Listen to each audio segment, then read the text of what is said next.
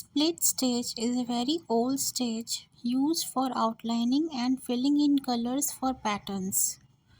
Looking back into history, the split stitch has its popularity placed at a high during of the medieval ages in England. The needlework of this time was called opus anglicanum. This medieval English needlework comprised of the generous use of split stitch for fillings in a motif along with the underside couching method of embroidery. It covers the whole cloth on which it is worked and leaves negligible space for background. So we can say that the history of the split stitch is akin to the history of Opus Anglicanum. Origins.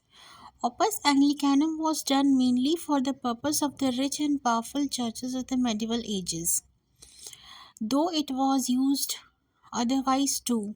Only a very few of kind has survived. The information has it that they were mainly done by nuns or anyone with 7 years of apprenticeship in a secular workshop. It was also popularly done among the Anglo Norman ladies. This was a time when embroidery work was viewed as a highly skilled artwork at par with other art forms like stained glass work, sculpture, architecture, and silver gold metal work.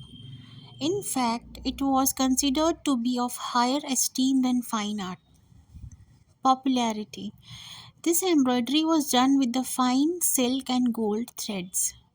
Not only was it done with expensive materials, but it was labor intensive as well. This made the garments very expensive, so much so that it went on to become a status symbol for the religious leaders and royalties.